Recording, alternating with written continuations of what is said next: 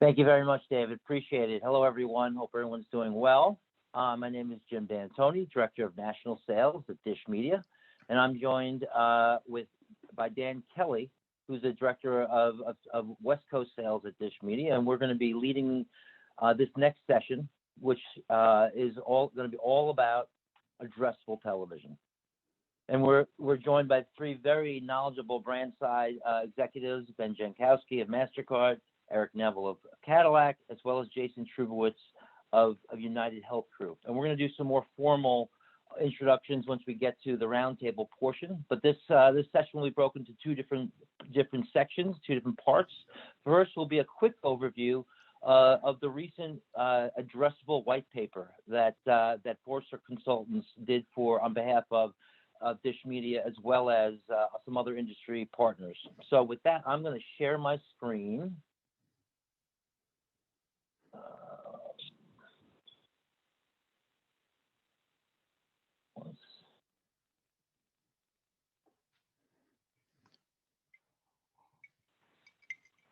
Everyone can see that? Yep. Great. Great. So in terms of the white paper, Dish Media led the charge. There were other partners in there, and we really we based on a number of things. Two that I'll mention is obviously the continued transition to data-driven media buying tactics. This is nothing new, but it's certainly increased and accelerated last year, and just it continues to do so in 2021. And the other, maybe more importantly, is the very, very loud, drumbeat we hear is the need for greater attribution or accountability with brand marketers' television buys. So when you look at the current state of the television marketplace, obviously, ratings erosion has continued. That's nothing new. But when it's really different, I mean, this has been a couple decades in the making, but it just continues to change. The TV marketplace is so drastically different than it was 12 months, let alone 18 months ago. And you talk to buyers, and there's exasperation in their voices in some of these cases. They can't get guarantees. It's a different ecosystem. Content consumption is up, overall. Obviously, we had that, and it continues the migration of viewerships and ad dollars to the OTT space. And fragmentation, it just continues to make things tougher. It just complicates things. It's tougher to manage your frequency. There's just more layers involved. We're obviously big believers in addressable TV. We've been at it for 8 or 9 years, and we really wanted to look not only at the current state of addressable, but also what action steps need to be taken to achieve what we hope will be a future state of addressable. So Forrester Research interviewed over 500 brand and agency executives, and we're really thrilled about the insights that came out of this. So what do we learn? Well, number one, the future is very bright. There's a lot of enthusiasm behind addressable TV, the need for greater attribution to be able to tie TV buys to outcomes. But we also know that there are clear challenges, that it's complicated. It's time-consuming to get attribution results relative to other outlets. It's still too fragmented. There's still a great need for education. So clearly, there's challenges there to get to a place where we're going to be addressable, will be more mainstream, if you will, accepted. And then third, there's a clear need for industry collaboration, not just with addressable, obviously, but just with a lot of things with this changing ecosystem. But addressable certainly is going to be a part of that. And to get true change, these aren't easy fixes, and it's going to have to be everyone at the table kind of working together to achieve that those changes. So from a buyer's standpoint, the number one priority is to optimize addressable strategies. Over half of the people who were interviewed for this study wanted to improve their targeting ability and the effectiveness of their television targeting. 47% want to tie attribution to outcomes, and 44% want to deliver more relevant, personalized ads to their consumers. Less waste is what it comes down to, and just more targeted.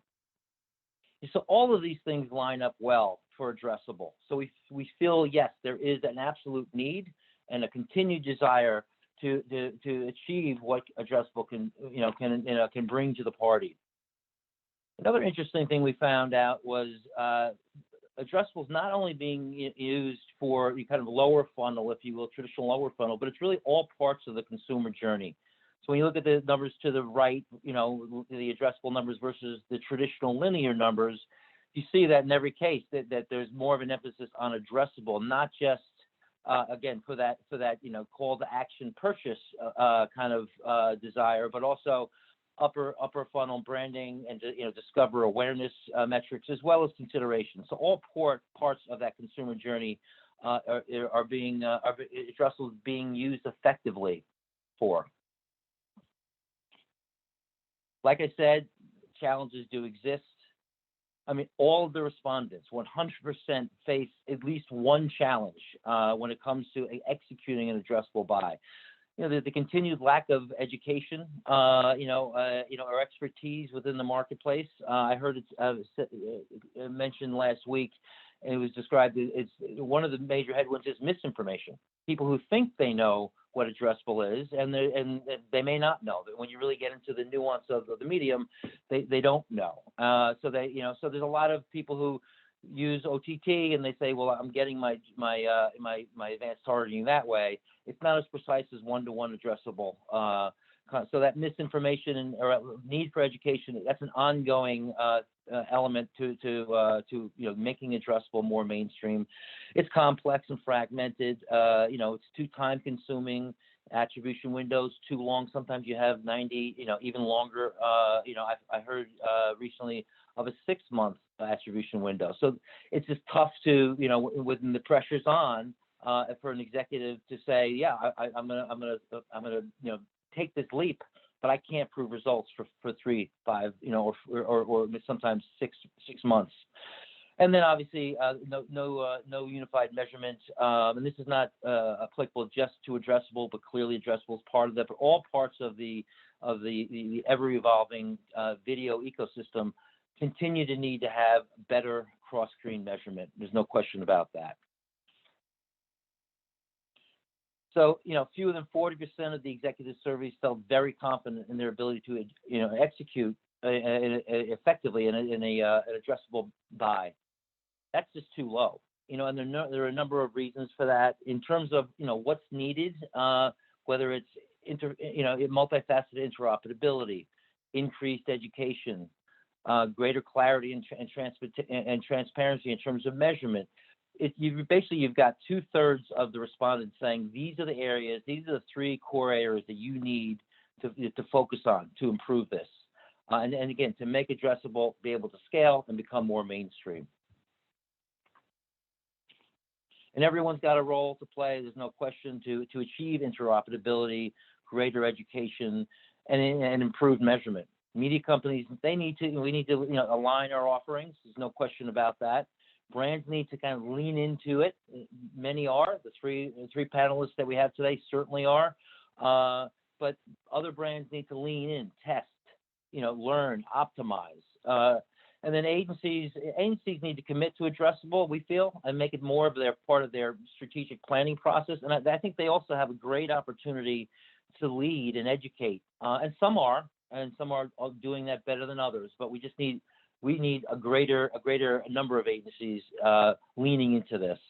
And in terms of data and tech, broadly, it comes down to more alignment and transparency and less silos and fragmentation. So a lot of work to do, and it does take commitment. These are not fast solves, and it does take time, and a collaborative effort, if you will. So how do we get there? Well, this roundtable will be a good start, I assure you. But there's we're going to go over a lot of those themes. It's not going to be limited to just the Forrester white paper. So Dan, I'm going to let Dan Kelly will kind of take us out in this area. I will definitely get a question in and two as well. But I'm thrilled about the conversation coming up in the roundtable. So with that, Dan, I'll throw to you. Excellent. Thanks, Jim. As Jim mentioned, my name is Dan Kelly, and I'm the sales director at Dish Media.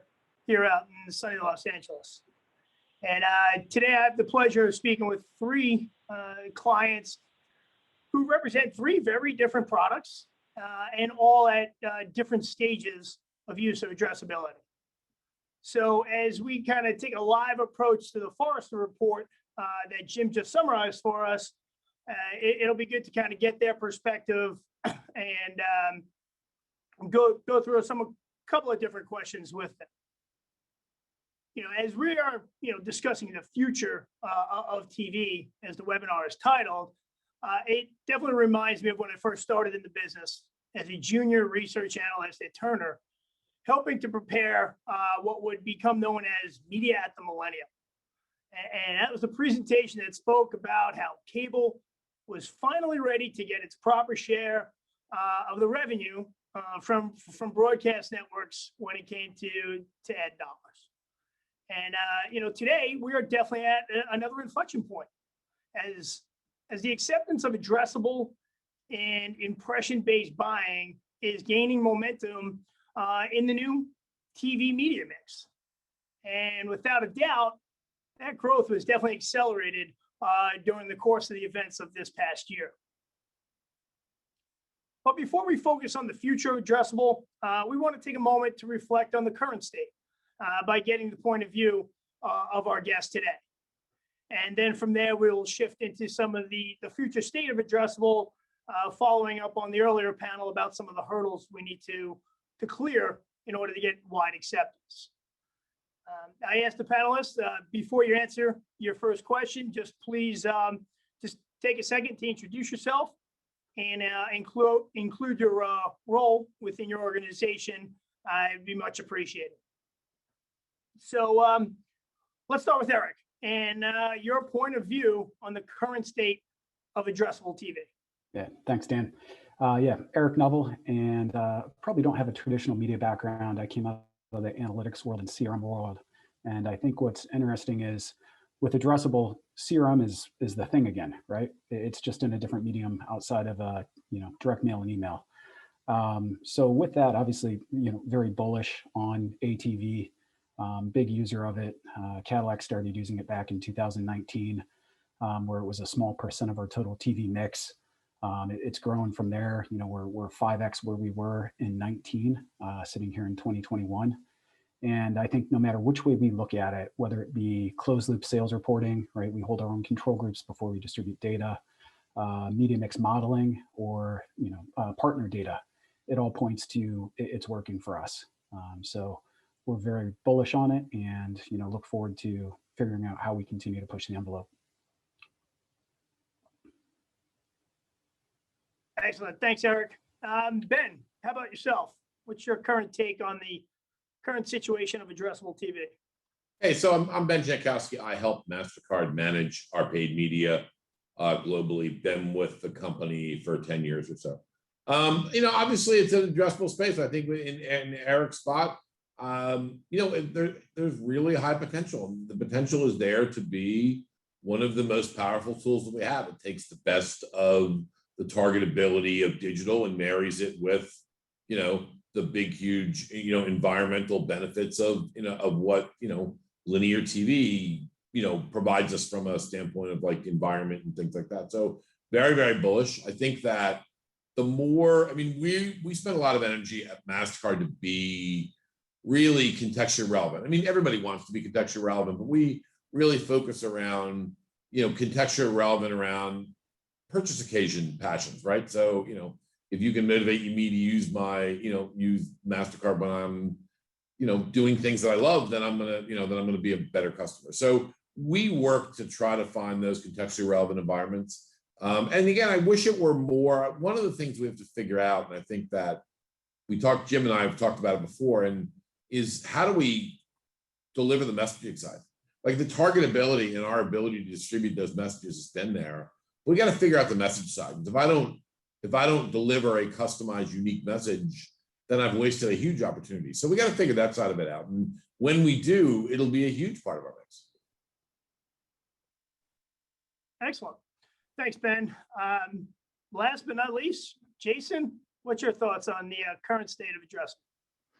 So hi, everyone. This is Jason Trubowitz. I oversee the media planning for all of the portfolio of the brands within the UnitedHealth Group roster. And prior to that, I was at NBC News, also working in-house media planning. But my experience all leading up to that was on the agency side. So I think we keep all talking about how the addressable landscape has a ton of potential. And I guess some of the things that we're going to be talking about today are, the potential, but also some of the roadblocks. So we, especially United Health Group, we have a lot of portfolio brands that are actually not applicable to many, Medicare and retirement being one of them. So if we're wasting messages out to people who simply are not eligible and have no interest in a product like a Medicare and retirement, they're under 65, there's a lot of waste potential there. So again, I always believe it's a tremendous technology. I used it a lot during my NBC News days because we wanted to track tune-in conversion from some of the efforts we did. But there are some roadblocks. So could be very applicable for many of our brands, especially those that need a laser targeted approach. But it's not, sometimes we need immediate reaction, immediate response, which, isn't always available with addressable.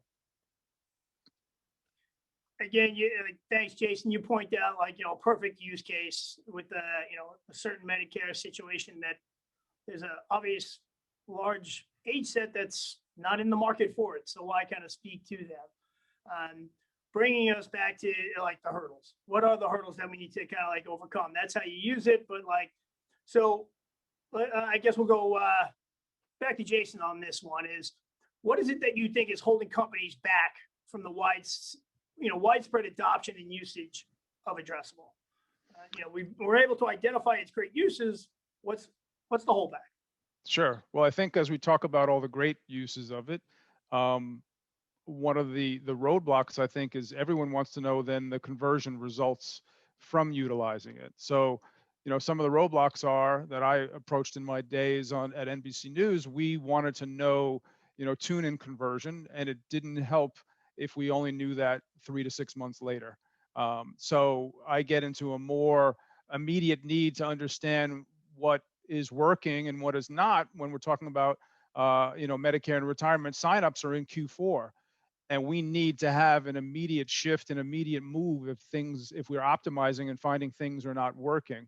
So we use, different technologies to understand what's working on a day-to-day basis that we optimize immediately. And if you're using a technology as great as it may be in terms of laser targeting, if we don't know until the end of the sign-up period, then we have a real roadblock ahead of us. So we can't prove out the success of the technology, even though my gut is it probably will work for even a Medicare and retirement type of effort.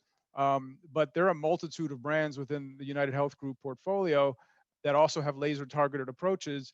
But when you're talking about signups and you're talking about conversions, we can't wait a whole quarter. We can't wait half a year to find out if what we're doing is successful. So anything in an addressable realm that lets us laser target is very attractive, but the biggest roadblock is the readout at the back end, or even the beginning, where not all technologies for each MVPD operate the same. The whole process leading into a potential addressable buy can also be a very, very long lead time type of effort. So something that needs immediate turnaround can wind up being a 6-month process, which certainly isn't attractive to all. So, yeah, to your point, the optimization window varies so much from from customer to customer, client to client kind of situation. And with further advancements of the connectivity and IP of a household, hopefully that optimization will get as close to real time as possible.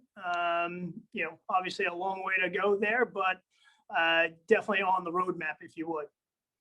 Ben, how about yourself? What do you see as holding up the addressable? Yeah, I mean, Jim talked about a lot of them when we were talking about the white paper, right? He talked about a lot of the things around education, and it's a complicated landscape. I mean, it's a lot. It's for our agency partners, and you talked about one of the groups that has to drive change. Is one of the groups is the ultimate agencies who are part of the mix. I'm not blaming the agencies. It's a complicated way to buy today, right? So and even Jonathan talked about it in the last panel about like, it's just the variance and how you attack it. It's just it's a complicated space. So it's holding people back. It's, educate. It's the things that Jim talked about, right? I still think that the copy is, I don't know if it's holding us back, the ability to create messages as much as it is an opportunity that's maybe lost. It's a lot of the things that I don't have a whole lot new than what Jason already mentioned and Jonathan and Jim talked about. I mean, it's hard. It's harder to buy. There's no consistent, it's a challenge to get consistent measures. The landscape's complicated. So unfortunately, I don't have like anything creatively new than what Jim's huge white paper did. And if I did, it'd be like something, that wouldn't be right. Thanks, Ben. Obviously, we're hearing plenty about the challenges. Eric, Cadillac has really leaned into addressability.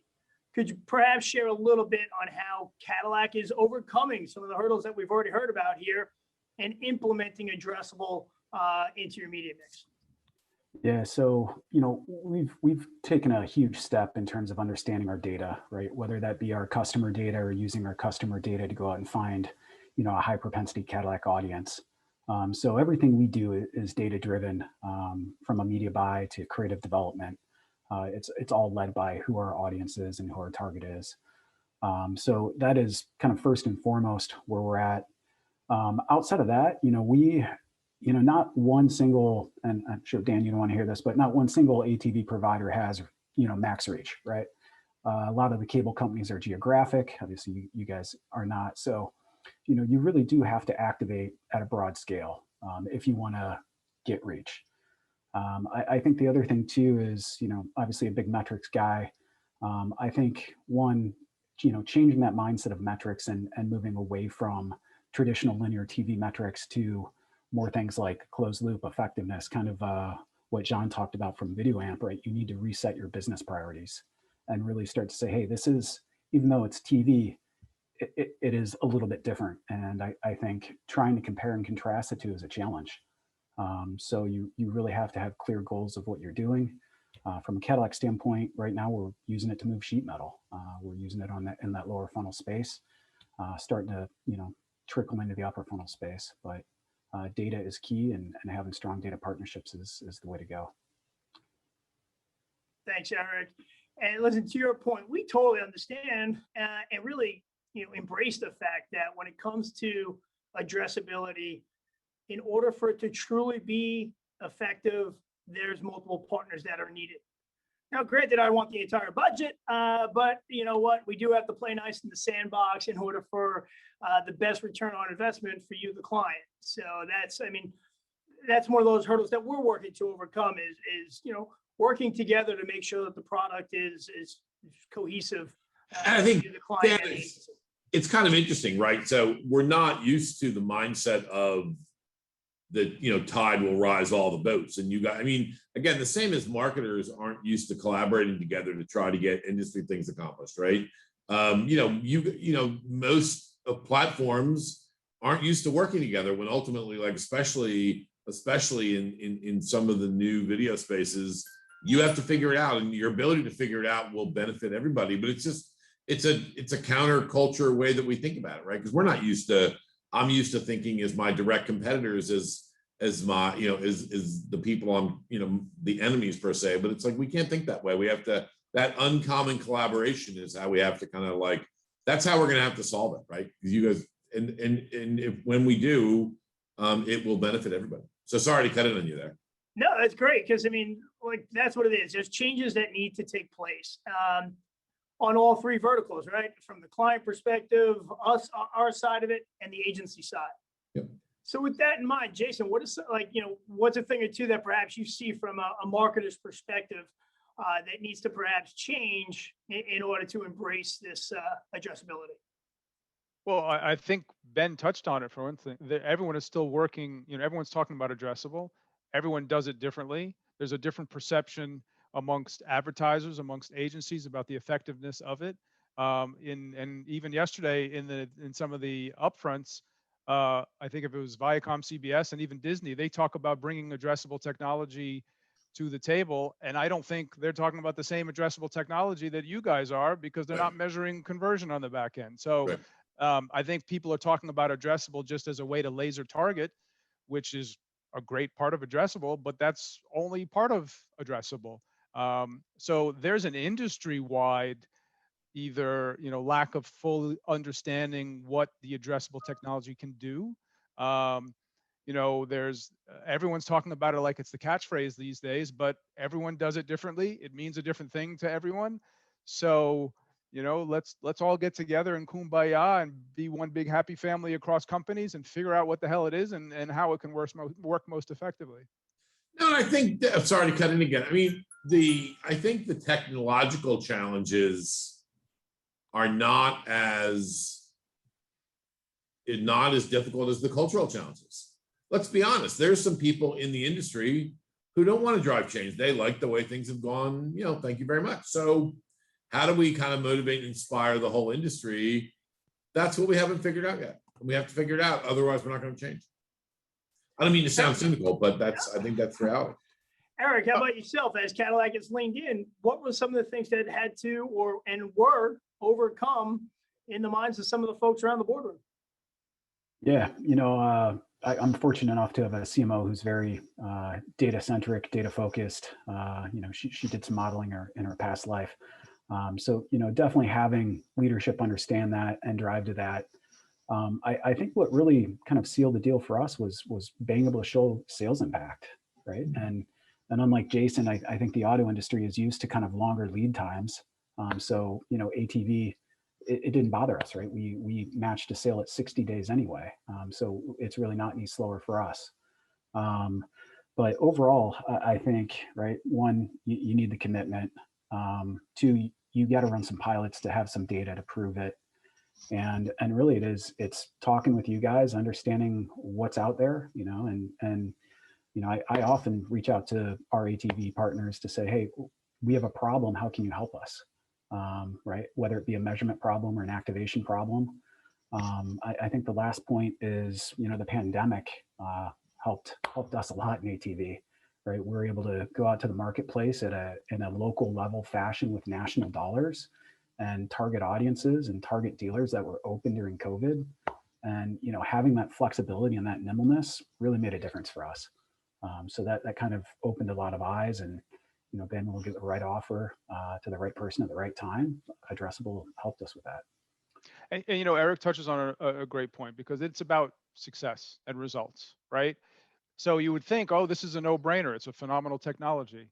Why don't we all do it? So I've had that exact conversation before. Like, hey, this proves out results. And then someone, a CMO or a chairman of my department says, well, why don't we do everything? Put all of our money into it. Oh, well, it's going to cost a little bit more. What? It's going to cost more?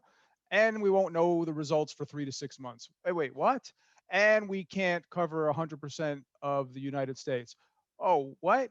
So, there's an eagerness to really do this because of the technology, because of the targeting capability, because of the conversion results on the back end. So if all those roadblocks about, cost wouldn't be that big a deal, because you pay more to get more, but you can't prove out the getting more for months. So then cost becomes a concern. The not being able to have 100% or even close to it footprint of the US, well, then I can't put all my money behind it, because then I'm excluding, a big percentage of the country that's not going to see my messaging. And hey, if I spend more, I have to show the results are working. Oh, well, you can't do that for 3 to 6 months. Well, so there's that cycle of, oh, we really want to do this. The technology is phenomenal. Why haven't we been doing this for years? Well, you haven't been doing it for years because of X, Y, Z, which are, a little bit of a hurdle. How about from our agency partners? What would you identify as being maybe a change in thought or behavior from them? We can start with Ben on that. I think the biggest thing in my mind, and again, it's maybe is start thinking about the holistic consumer experience rather than breaking into pieces. And I understand and appreciate that every platform has its uniqueness to it, and we have to deal with it. But to still have, if I've got, 3 different buyers, one doing linear, one doing advanced, one doing digital, if they're still not, all rowing in the same direction, then I've lost an opportunity to really drive effectiveness. So I think the biggest thing is to kind of think more holistically about how to kind of solve the problem. That's my biggest one. Jason or Eric, any thoughts on the agency's change or point of view? I think Ben touched on something interesting. You've got multiple groups doing multiple things that in many ways compete with each other. So you've got different teams within the agency that are pushing their own technologies, who they don't understand the other technology. And so ultimately it's almost an inner conflict. And I do think some agencies feel reluctant to share out a potential idea as an addressable because of all the hurdles, because they don't want to be on the back end or the receiving end of their clients saying, wait, it costs how much? Or wait, why would you recommend this to me if I can't see result in 6 months? So agencies, and now there's more and more ways to addressably target and laser focus your media, that it's almost like addressable could have been the greatest achievement ever, but it's been slow to get there. So now there's all these other options that agencies can recommend. So, there's a little bit of problem. Jason, I think we've also, like, one thing that we're guilty of as marketers, some of them, not all of them, is we've also created such an environment where we beat up agencies on fees and things like that. We try to be fair partners. Everybody thinks they're being fair, but it's in the eyes of the beholder. They keep getting squeezed, and if it's harder and it costs them more, they're not, they can't investment spend when they're getting squeezed by marketers on their margins and stuff like that. So that's one element of it as well, which we got to get some blame for that. Oh, we haven't gotten the hook yet. So Eric, anything else on that, or go to the next question? I think, right, it's a journey. And I think we need to acknowledge that with our agencies, and we need to be a good partner just as they are to us. And, if everybody has the mindset that we're going to go into this, we're going to maybe have some missteps, which are learnings, and we're going to get through it because we know we have some indications that this is the right way to go. So, I think our agency has been fantastic. They're thought provoking. They brought us into the M1 mix and Merkle, which is wonderful. So, I think from our standpoint, it's teamwork, dream work, right? It's got to be a one-stop shop. And just to add something to that very quickly, and this, I hope this doesn't sound self-promoting, but you've got 3 people here who are on the client side who have a media background and media expertise. That's not always the case. So agencies will feel comfortable talking to us about these opportunities because they know we understand them. I could name a gazillion companies, probably more companies that don't have media people in-house than do have them, like as our companies. So agencies may feel reluctant that they have to completely educate their clients, which again takes time, which again may not be a successful approach because their clients don't understand what they're talking about. So again, not meant for self-promotion, but obviously Cadillac, Mastercard, and UHG, we have media people who understand the conversation around addressable opportunities and so forth. And that's not always the case for a lot of major companies. Very true. I would just, if I could just quickly, Joe, I completely agree with that. And it really, sometimes you're talking to brand marketers and you're spoon feeding very basic, data driven, tactics. And other times, just like the 3 of you, very informed and opinions and experience. So, but you guys, I wouldn't call you the complete exception, but there needs to be more, more marketers leaning into their first party data and that ecosystem overall. To wrap things up, Eric, you kind of mentioned a little bit on data there. And as we're talking about elements that need to change or evolve to help addressable, get to that next stage, data obviously parallels and runs hand in hand with a big hot topic of today, right? And that of privacy. So start with Ben on this one. Obviously, credit cards being critical when it comes to privacy. What role do you see, or what changes need to be made on the data side of things to help us continue to evolve addressable?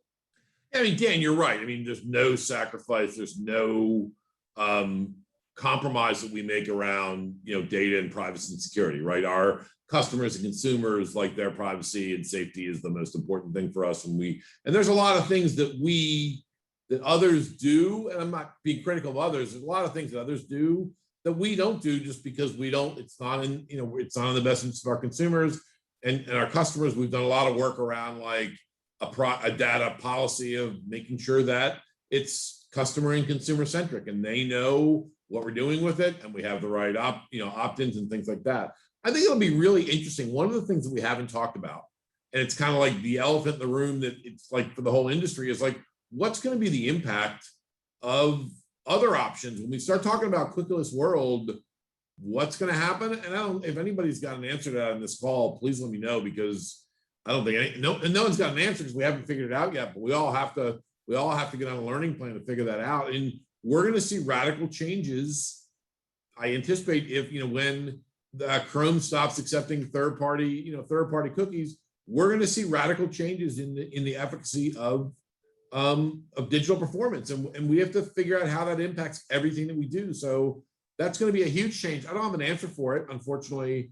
I don't think anybody can because it hasn't happened yet. But that's going to, like, the next year is going to be a really wild ride when it comes to data, how we use it, and the efficacy of how we use it as use it to help us target better, because there's going to be so many changes with IDFA and the loss of third-party cookies that we're going to have to figure it out, and that's an exciting yet nerve-wracking part of what we have to do in the next year.